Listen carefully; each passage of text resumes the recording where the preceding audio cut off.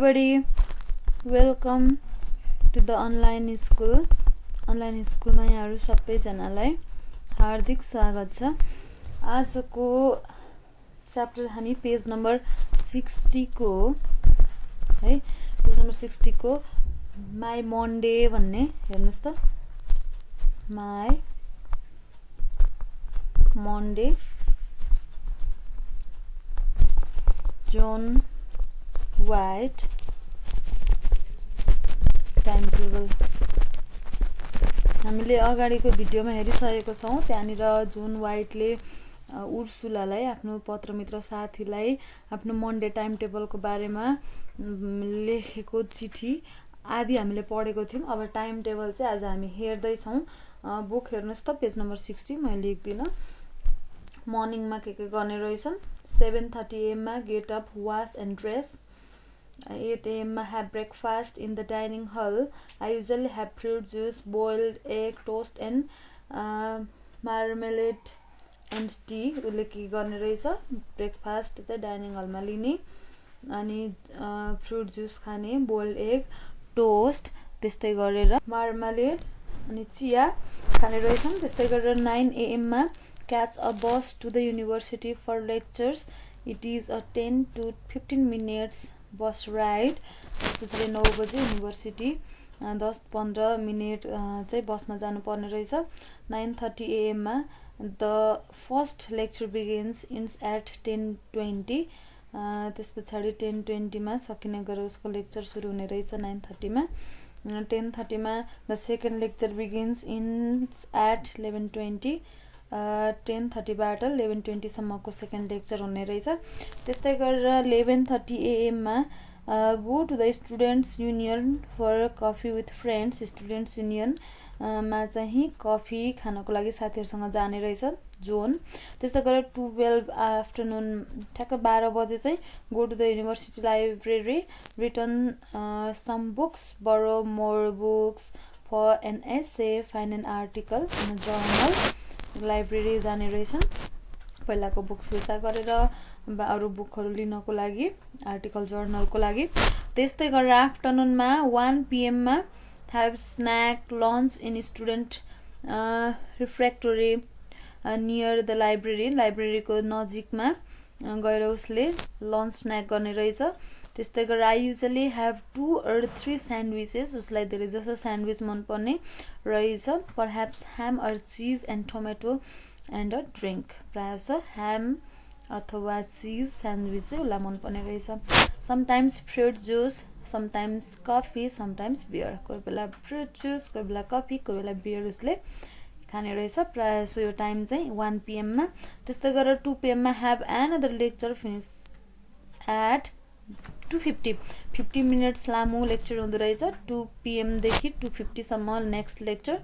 त्यसपछि 3 PM मा have seminar। My tutor usually leads the discussion। There are about 15 students in a group। Ends at 4:30। 4:30 मा सकिने गरेर 3 PM बाट seminar हुने रहेछ उसको। त्यस्तै गरेर 4:45 मा go to the refractory for a cup of tea with friends. फ्रेन्ड्सको साथमा चिया खान जाने रहेछन्। त्यस्तै गरेर 5:30 PM मा catch a bus back to the hall of residence. बस्ने ठाउँमा फर्किनको लागि, बसमा फर्किनको लागि 5:30 PM। त्यस्तै गरेर अब इभिनिङमा 6 PM मा look at a newspaper and relax. Newspaper हेर्ने र रिल्याक्स गर्ने टाइम चाहिँ 6 बजे रहेछ। त्यस्तै गरेर 6:30 मा बेलुकाको have dinner in hall। A variety of meals। A typical dinner is first course soup, main course meat pie, peas, boiled potatoes or chips, sweet food, fruit pie, yogurt or fresh fruit, coffee।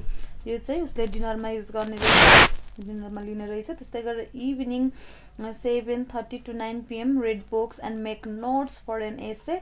त्यस्तै गरेर 9 to 9:30 PM उसले TV हेर्ने, टिभीमा news हेर्ने time चाहिँ आधी घण्टा छुट्याउने रहेछ। त्यस्तै गरेर 9:30 to 10 PM मा वाच टिभी प्रोग्राम्स, आधी घण्टा चाहिँ उसले टिभी हेर्ने रहेछ। त्यस्तै गरेर 10 to 11 PM मा च्याट विथ फ्रेन्ड्स, साथीभाइसँग नि कुरा गर्न परिहाल्यो। 1 घण्टा उसले साथीभाइसँग कुरा गरेर 11:30 मा बेडमा जाने रहेछ। हेर्नु चाहिँ उसको कस्तो राम्रो शेड्युल रहेछ।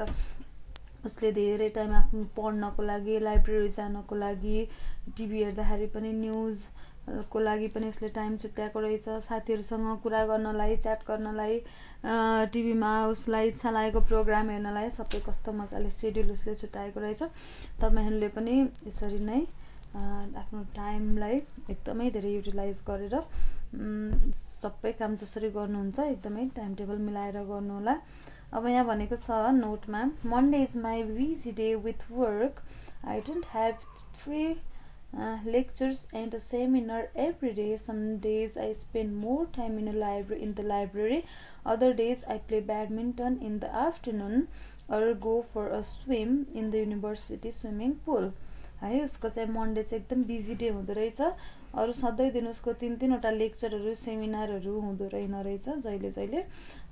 कोही कोही बेला ऊ फ्री भएको बेलामा लाइब्रेरीमा धेरै टाइम बिताउने, त्यस्तै गरेर कोही बेला ब्याडमिन्टन खेल्ने बेलुकाखेर, कोही बेला स्विमिङ पुलमा जाने, स्विमिङ गर्ने गर्दो रहेछन्। अब हेर्नुहोस् हामीलाई कहाँबाट आएको छ। अब एक्सर्साइजमा हेर्नुहोस् त। अब EXERCISE एक्सर्साइजमा के भनेको छ, after you have completed some of the following exercises which are based on June's timetable, write your own Monday timetable in the same way that June has done. Make sure that you change the times to suit your day. Perhaps you get up earlier in the day, perhaps you go to bed earlier. अब यहाँ के भनेको छ, अब मजाले हेर्नुहोस् त। तपाईले के गर्नुहोस्, अब तपाईले अगाडिको हामीले उसमा हेरे जस्तै, टाइम टेबल हेरे जस्तै सोमबारको आफ्नो कार्यक्रम, कार्यसूची, समयसूची आफूलाई सुहाउँदो बनाउनुहोस्। कतै तपाईँ सबेरै बिहान चाँडै सुत्नुहुन्छ, बिहान चाँडै उठ्न सक्नुहुन्छ, तपाईँ के गर्नुहोस्, अब आफ्नो टाइम टेबल बनाउनुहोस् भनेर भनेको छ है। अब हामीले गर्दैछौँ। अब हामीले यसको आन्सर गर्दैछौँ है। माई मन्डे टाइम टेबल भनेर हामीले टाइम टेबल बनाउँदैछौँ। अब हामी यो अगाडि बुकमा भए जसरी नै बनाउन सक्छौँ। अगाडि बुकमा कसरी दिएको छ एकचोटि हेर्नुहोस् त। इन द मर्निङ भनेर बुकमा दिए जसरी नै हामी गरौँ। के भनेको छ बुकमा, ऊ चाहिँ कति बजे 7:30 मा उठ्ने भनेको छ, तर हामी त्यति अल्छी छैनौँ नि है, हामी चाँडै उठ्छौँ। हामी कति बजे उठ्छौँ त, 6:15 मा चाहिँ सधैँ उठ्छौँ है। पढ्नु पर्यो नि त बिहानै उठेर हैन। के गर्छौँ, गेट अप, ब्रस टिथ, वास फेस, यति त गर्छौँ। त्यस्तै गरेर अब हामी 15 मिनटमा सकिहालिन्छ नि यति हैन। त्यस्तै गरेर अब 6:30 मा drink tea, have some breakfast and read newspaper. किनभने हाम्रोतिर बिहानै पत्र पत्रिका पढ्ने चलन छ। जोनले के गरेको थियो, बेलुका पढेको थियो हैन त। त्यस्तै गरेर 7 यो सबै एएम हो, मर्निङ भन्ने बित्तिकै एएम। के गर्छौँ, स्टडी, कोर्स, बुक्स है। बिहानको समयमा पढ्यो भने आउँछ भनेर भन्ने चलन छ नि हैन। त्यस्तै गरेर हामी के गर्छौँ, 8:45 मा के गर्छौँ, टेक लन्च। त्यस्तै गरेर 9:30 मा हाम्रो चाहिँ 10 बजेदेखिको कलेज छ अरे है। यहाँ चाहिँ catch a bus to the university for lecture. बसमा हामीलाई it takes 20 minutes है। यसरी हाम्रो मर्निङको शेड्युल बन्यो। त्यस्तै गरेर इन द आफ्टरनुन, अब हाम्रो आफ्टरनुनमा के छ,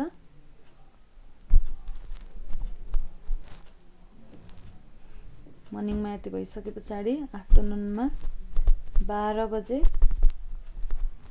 के हुन्छ, 10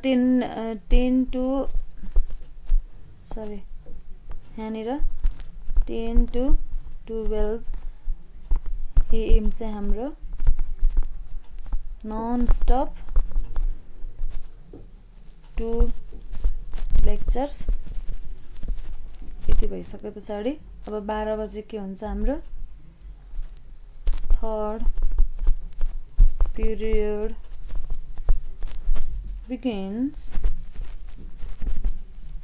है, थर्ड पिरियड। त्यस्तै गरेर 12:30 मा के हुन्छ, ब्रेक फर 15 मिनट्स है। त्यस्तै गरेर 12:45 मा हाम्रो के हुन्छ,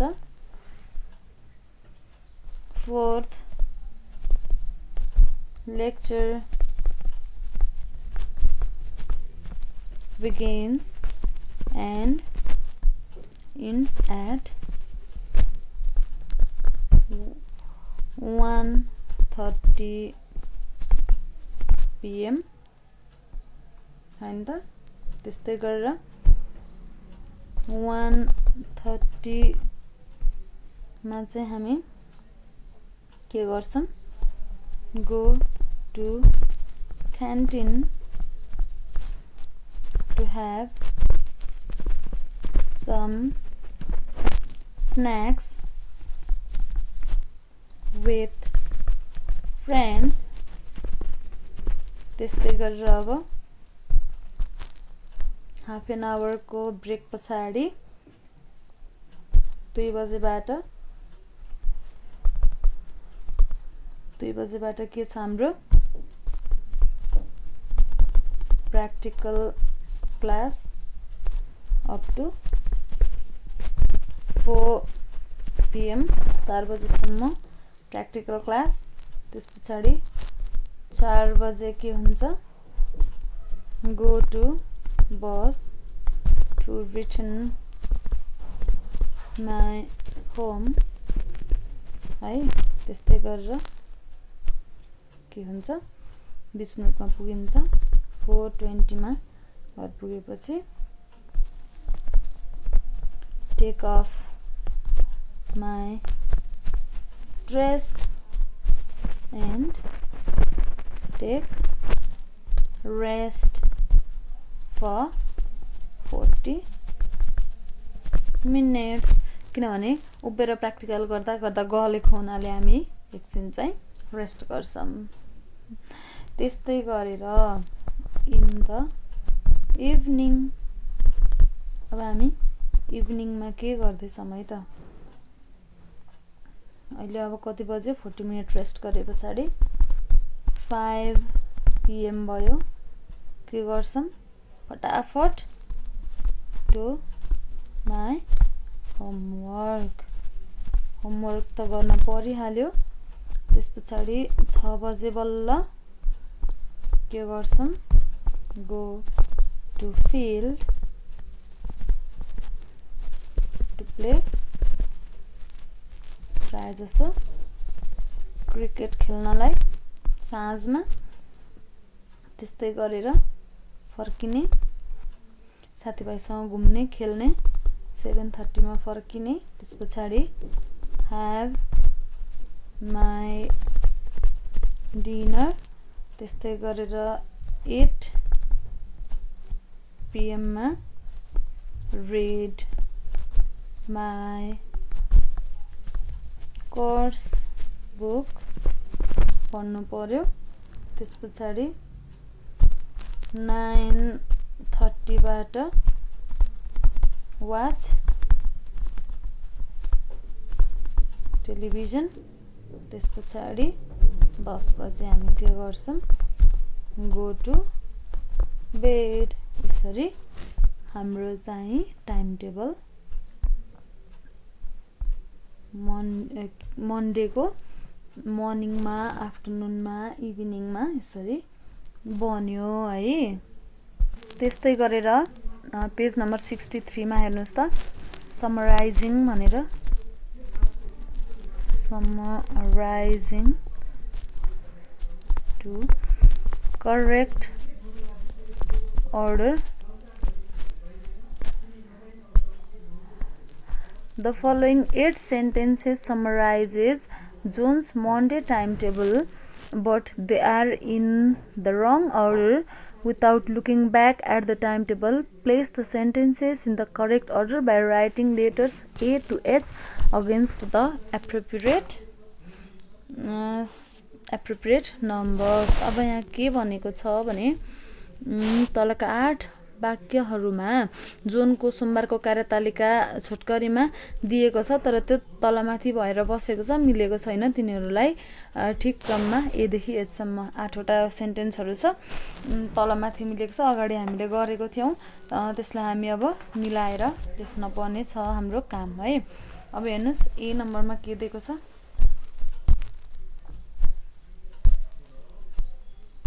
A नम्बरमा भनेको छ after dinner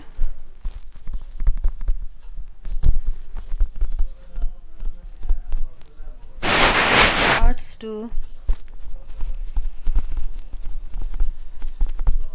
prepare his essay। त्यस्तै गरेर B मा छ he goes to the library। त्यस्तै गरेर C मा he catches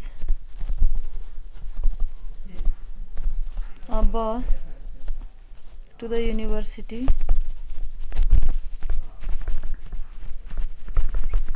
after breakfast। त्यस्तै गरेर D नम्बरमा before going to bed,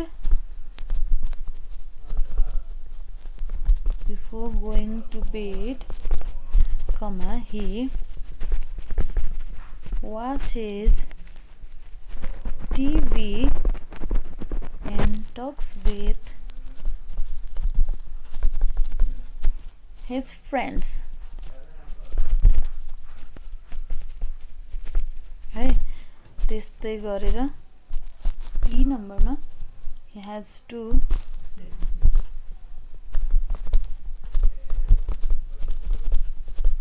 lectures। F मा he returns to RETURNS, he returns to the hall of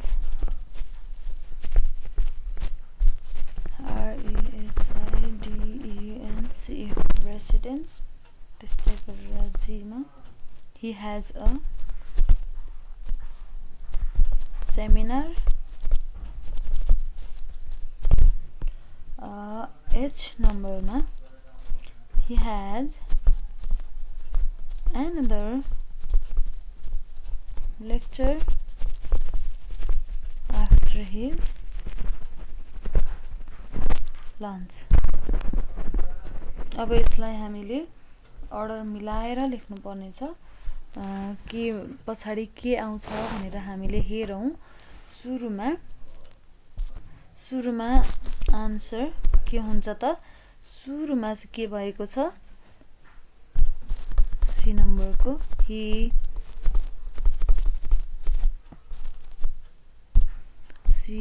CATCHES catches a bus to the university after breakfast है। त्यस्तै गरेर अब के हुने रहेछ 1 नम्बरमा चाहिँ सी को 2 नम्बरमा चाहिँ के हुने रहेछ हेर्नुस् त ई नम्बरमा he has to हामीले यसलाई अगाडि पढेको टाइम टेबलको आधारमा मिलाएर राखिराखेको छौं है। त्यस्तै गरेर 3 नम्बरमा के को हुन्छ बी को he goes to the library। त्यस्तै गरेर अब 4 नम्बरमा के हुन्छ हेर्नुस् त एच नम्बरमा he has another lecture after his lunch। त्यस्तै गरेर 5 नम्बरमा जी मा के छ he has a seminar। त्यस्तै गरेर 6 नम्बरमा के छ एफ मा छ he returns to the hall of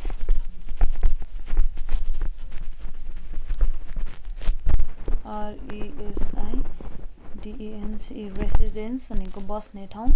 त्यस्तै गरेर 7 मा के छ त 7 मा बल्ल ए नम्बरको आफ्टर डिनर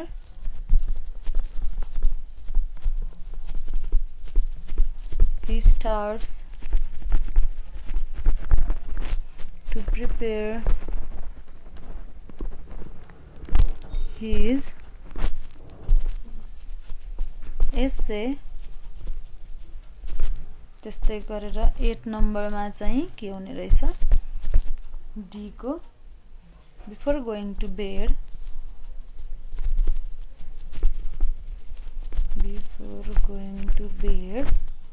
he watches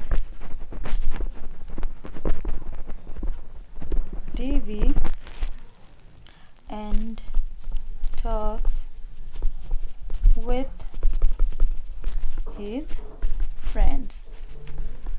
यसो गरेर हामीले अगाडिको जुनको मन्डेको टाइम टेबलको आधारमा हामीले एक्सरसाइजमा तलमाथि गरेर नमिलेको सेन्टेन्स स्ट्रक्चरहरू थियो हामीले त्यसलाई चाहिँ मिलाएर करेक्ट फर्ममा यसरी लेखेको छौं एरेन्ज गरेर राखेको छौं है। अगाडिको च्याप्टरमा पनि हामीले यसरी नै वर्डहरूलाई नमिलेको वर्डहरूलाई एरेन्ज गरेर लेख्नको लागि सिकिसकेको थियौं। यो यसरी हामीलाई एक्सरसाइज गर्न दिनुको मूल उद्देश्य मेन एम भनेको के हो त थाहा छ नि है तपाईहरुलाई त्यो के हो भने पाठ पढ्दाखेरि एकदमै ध्यान दिएर हामीले पढ्नुपर्छ। त्यसपछि मात्र हामीले यसरी यस्तो खालको एक्सरसाइजहरु गर्न सक्छौं। पाठ मजाले पढेर बुझेको भए के पछि के हुन्छ भन्ने कुरा हामीलाई मजाले थाहा हुन्छ। त्यसपछि हामीले यस्तो एक्सरसाइजहरु गर्न सक्छौं। पढ्दाखेरि ध्यान दिएन भनेदेखि चाहिँ यस्तो एक्सरसाइजहरु गर्नको लागि गाह्रो हुन्छ। तपाईहरुले एकचोटी यो भिडियो हेरेर मजाले बुझ्नु भएको छ है। अब आफैले पाठ पढेर प्र्याक्टिस गर्ने बानी गर्नुस्। त्यस्तो गर्नुभयो भने तपाई आफुलाई नै फाइदा हुन्छ। के कति बुझ्दै हुनुहुन्छ भिडियोबाट तपाईहरुलाई के कति इफेक्टिभ हुँदैछ कमेन्ट गर्नको लागि बिल्कुलै नबिर्सिनु होला। मलाई केही सुझावहरु दिनु छ तपाईले पढेको बुझिन भनेर भन्नुहुन्छ भने नि प्लिज सोध्नुस्। म तपाईलाई अझ बुझाउने प्रयास गर्छु। मेरो ह्यान्डराइटिङ कति जनाले बुझ्नु भयो या भएन सकेसम्म त मैले क्लियरली बुझ्ने गरेर नै लेखेको छु। बुझ्नु भएन भने पनि कमेन्टमा मलाई सल्लाह सुझाव दिनु होला। धेरै पढ्नुस्, धेरै पढ्ने बानी गर्नुस्। आशा छ यो भिडियो पनि तपाईहरुले बुझ्नु भयो। अब नेक्स्ट एक्सरसाइज नेक्स्ट भिडियोमा। Okay, thanks for enjoying, thanks for reading, thanks for being with me. Bye bye.